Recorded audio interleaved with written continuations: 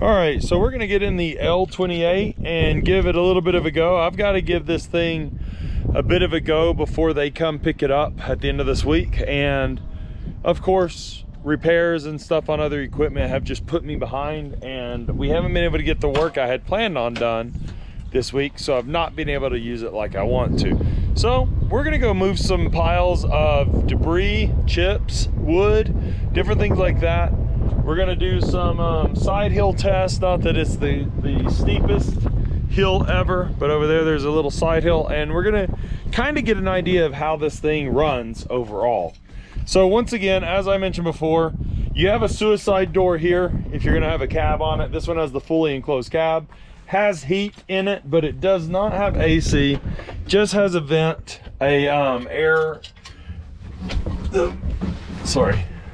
has an air vent in it, which, you know, just blower vents, which is the same as the AC, the heat, and you just use it to blow air.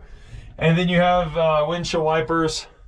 This is glass, like automotive glass, and you just have a few bolt tabs that you undo, and you can take these glass panels off.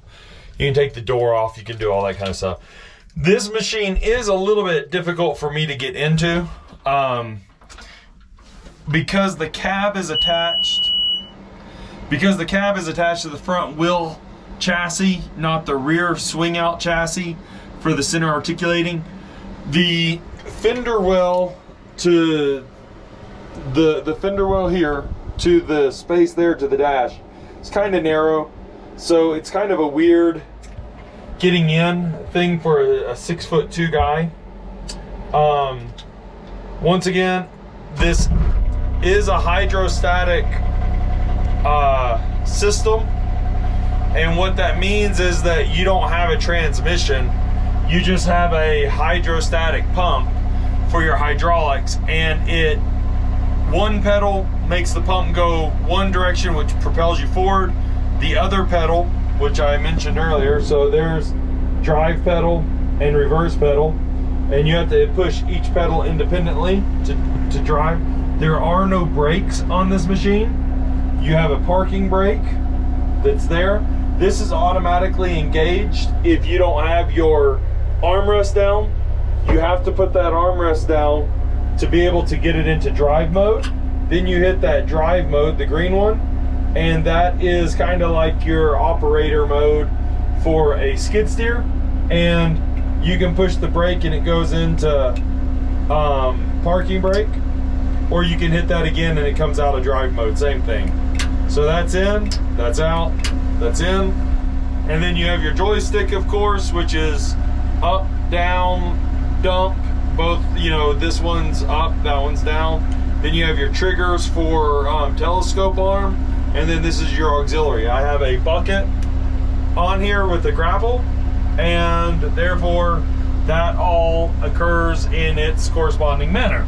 So of course, like I mentioned, you have a radio, you have your throttle, you have your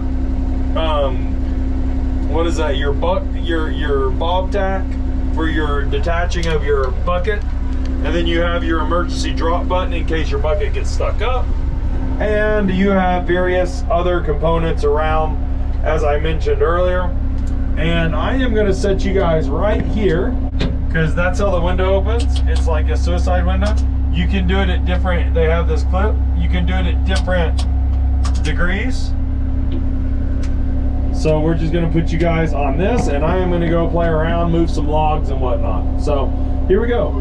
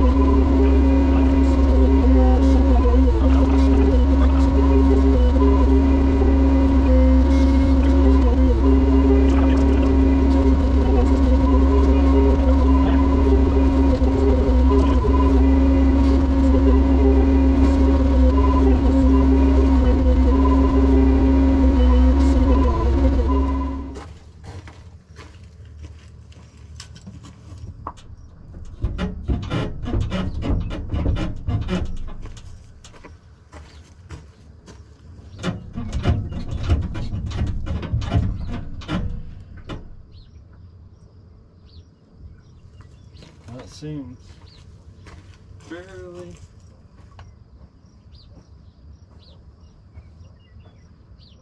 Yeah.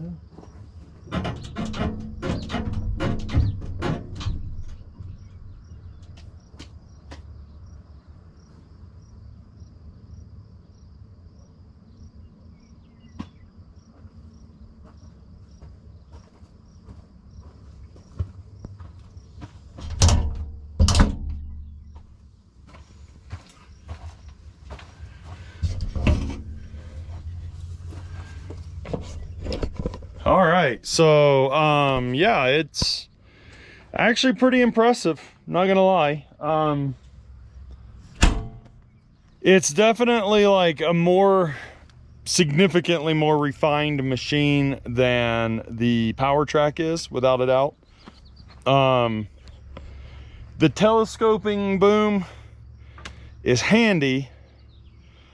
You're definitely losing a little bit of long-term durability in the machine because of it. I don't care what anybody says, because anytime you have a system that slips inside another system, I mean, this thing's brand new, has 5 hours on it, and that's the amount of play it's already got in it from the factory. After me just using it for 5 hours. Not even, it had 4 hours on it when I got it, or 4.5. So an hour, like 2 hours maybe max. Other than that, it's actually pretty good.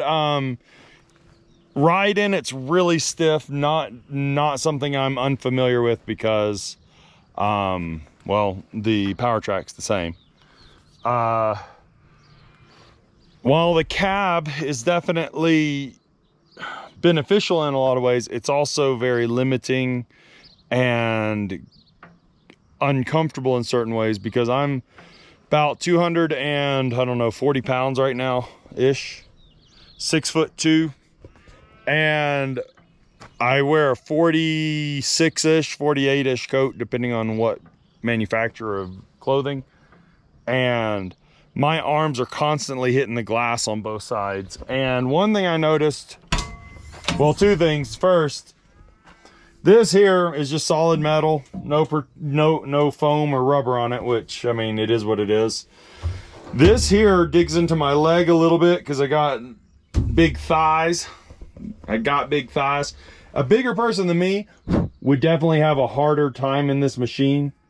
It's not impossible you would fit, but it might not be that comfortable. Like, because this goes down at that angle, this kind of digs into my thighs a little bit. My right elbow keeps hitting this, which, here, if I open that up, I can show you. That's just the like metal edge. It has no protection on it or anything. So it's kind of uncomfortable. And if you didn't have the, so even if you didn't have the enclosed cab, which is basically just the glass from what I understand, all this stuff is still here. That wall over there, it's part of the structure of the cab. So you're not gonna get rid of that just by not having the enclosure, which the enclosure is just, like I said, this glass piece, or these glass pieces. The two sides, the window in the front, I mean the window in the back and the windshield. But see that edge? My elbow, because here's where your arm rests to run the controls, and my arm, like, if you hit a bump and you jar sideways, it'll hit your elbow on that. It's not something you can't fix, I don't think. I'm sure I could figure out a way to make it more comfortable if it was mine. This isn't mine yet. We assume it'll be mine, maybe. It's in the testing process to see if it's going to be mine or not. So it's yeah, it's not bad. Controls are pretty intuitive. You can overload the pick and lift the rear tires off the ground. Okay, that's fine. Articulation isn't terrible, but it's not great. As you can see, those center points in there are more designed for lateral movement, not so much rotating movement. So it does not articulate very well, which means that when you go into a hole, your front drops real hard and then comes back out real hard, and then your back drops real hard and comes out real hard. It doesn't doesn't go over forward and backward bumps and lateral bumps very well at all for articulation. I'm not saying you can't drive through them. It's just a rough ride. Would that be the reason not to buy it? I don't think so. I mean, that you'd have to be very, very picky for that to be the reason not to buy it. Overall though, hydraulic fluid's right here. Windshield washer fluid is right here. If you have a windshield, that's going to be key, honestly, because this thing does get dusty pretty quick. As you saw, I had to use it. Also, I don't know, it has a lot of complexity to it for sure, which not so much a bad thing. It's just, you know, the more complex things get, the more maintenance requirement they have and the more potential of breakage there is and failure. I will say that this, all plastic, all these body panels, all plastic.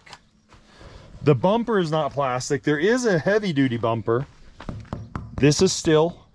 There is a heavy duty bumper that has a 2-inch receiver in the rear of it, and you can put weights on it, which is what I would want on this. No brake lights, just reflectors in the back. This is completely plastic, as you guys can see there. Sorry, I thought I was holding you guys up further. So this is, like I said, steel, but this is all just plastic, right? So I see breakages. I mean, all plastic. So I see not very nice breakages occurring in the future with those, especially in the line of work that we're in. I mean, even your corners, everything's plastic. So that's not ideal. Like I mentioned before, tempered glass, like automotive glass, no Lexan. Controls are pretty intuitive. They're pretty easy. Well, let me rephrase this. Controls are very easy if you're used to running a center articulating machine. So it is hydrostatic. There is no transmission. So the pedal closest to us, you push that down to go in reverse. You push the pedal on the other side to go in forward. If you're not familiar with these machines, it's very awkward to drive. You'll get the hang of it, but it's very awkward to drive. Another thing to keep in mind is that steering is not like a steering rack or a separate pump or anything. Steering is off your main hydraulic system. Your main hydraulic system on this machine, I want to say, is 12 GPM, right around 3,000 PSI is what we understand. That being the case, you can barely do 2 functions at one time. If you're driving and trying to lift the bucket and stuff, you can do that, but it will be slower. If you're trying to lift the bucket, tilt, and drive all at the same time, forget it. Lines and it doesn't like it. I mean, you can technically do it. It's not very good at it though. That's for sure. And one weird thing about this whole system is if you see this arm right here, okay? The way this is designed is that this arm holds the cylinder that makes your bucket tilt down and go up. So it makes it roll back and makes it go down, which is fine. And it has a fairly decent range of motion in it. However, sorry, my GoPro died. So this cylinder right here, which pushes this whole assembly outward, okay, so that this telescoping boom can come out, it gets stuck. And as you keep making movements like that, this goes out further and further and further. And then you lose up tilt on your bucket. So right now, this is the max tilt. But if I get in here, watch this. So if I get in here, I'm going to drop this off right here for now. I'm going to turn this thing back on, and I'm going to show you guys what I'm talking about with this bucket tilt. So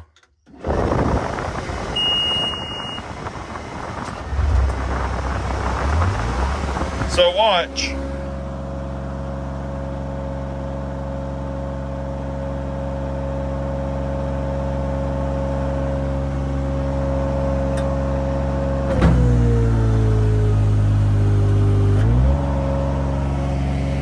See how now I've closed that up? There's no more gap in that. Now the bucket is a few degrees higher in its up tilt than it was before. So you constantly have to watch this, and even though you might not have extended the telescoping boom, pressure on this bucket downwards, like if you dig into the ground or you pick up a heavy log, even one that it can handle, but you pick it up and it puts that leverage weight on this and pulls down on the bucket, it will pull this cylinder forward or the shaft forward, and you lose that tilt angle until eventually, before I realized what was going on, the bucket wouldn't go past flat. It would just stay flat, and I couldn't figure out why I couldn't roll it back anymore. And then when I hit the retraction button in there, the toggle for retraction of the telescoping boom, I noticed that this cylinder moved in, it moved back to that position, and then I had angle upward on my bucket again. So it's a little annoying. It's because of this whole system here, the way that they have it set up. I'm not saying it's wrong or right. I'm saying it's what I would have liked to have seen is I would have liked to have seen a ram on this arm that telescoped, that was mounted to this and just handled telescoping, and that was its only motion. The fact that this is attached here and is attached here, which is the same arm that controls bucket roll and pivot and lift and everything, I'm sure they did it for a reason. The problem that I see with it is it's just creates an inconvenient situation. It just creates an inconvenient situation. Like I said, I mean, I'm not saying the engineers are dumb. This is super beefy, so evidently they had a reason for thinking that this was necessary to put on this bracket. I just think that they could have resolved that weird, funky creeping that keeps your bucket from rolling upward like it should after a number of movements. They would have eliminated that whole problem if they could have mounted it to this, like, even if they left it where it's at and just mounted it to the boom itself, the telescoping part of the boom itself. I don't know. I'm not a degreed engineer. I don't claim to be, but I do work with a lot of design, and I'm telling you, that would have made it better. Overall, and the other thing I noticed is that, so you've got the bucket and the arm and all that on the front chassis portion. Well, the cab is also on the front chassis portion. And then the engine's all on the back chassis portion. So even though it's counterweighted like it is with the seat being back this way, what I've noticed is that you always feel like you're riding on the front two tires. Their back tires aren't coming off the ground, but it bucks a little bit in a weird way. Like you're always skirting on the front two tires. I know that that's not the case, but that's how it feels. So it takes a bit of getting used to.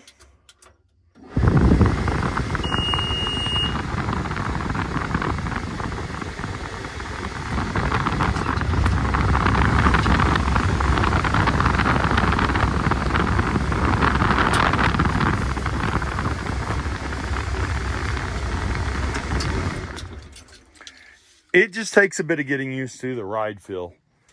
And I don't know, and it's probably because also the wheels are not that far apart forward to back. Like the whole chassis, the whole drivetrain and the chassis and the wheels are all scooted toward the front more. Once again, not a terrible design by any means. In fact, what I've seen of the Avants, what I've seen of the Avants and experience from them, and I don't have much experience with the Avants, so keep that in mind. I'm not trying to say I do. This is a step up. This, to me, this is like Avant 2.0. And as far as like the Giants and all of those brands that I've seen, I've once again seen them run. I haven't been able to use them all, but this in a lot of ways does seem a bit better. It just has its limits, and those machines all have their limits. So you've got to pick like what's the best of the worst, because none of it's perfect, if that makes any sense. Now, the question for you guys is definitely the question that I've had for a long time. And due to current circumstances, things have changed. But the question is this L28 without the HD bumper and without the weight kit, you know, without the grapple bucket, just the standard bucket, but with the cab, from what I've seen, they've been around, oh, I don't know, $56,000. Is it worth that? Versus this guy here with a Kohler engine from the factory. I have a Predator in it now. But with a Kohler engine in it from the factory, 25 horsepower, has 12 degrees of articulation, doesn't have a cab on it. You can pick up this machine with no bucket, just the machine, for $15,000 or $16,000 plus shipping, because you have to buy it through the Powertrac facility, the manufacturer, and it's Powertrac. That's POWER-TRAC.com right there. We welded the 2-inch receiver on there. Powertrac. Is that machine for $15,000 more of a value than the Bobcat? In all fairness, the Powertrac isn't perfect. We've had a number of issues with it. I'll actually do a head-to-head comparison. We'll lift some logs with each of them and different things here in the near future. But it's fine. The Bobcat L28 is 5 times the cost. So there are some very, very specific pros and cons of both of these. But the Bobcat better have a significant improvement for a 5-time markup. You know what I mean? So we're going to talk about that in the future. So hang around and let's see what we find.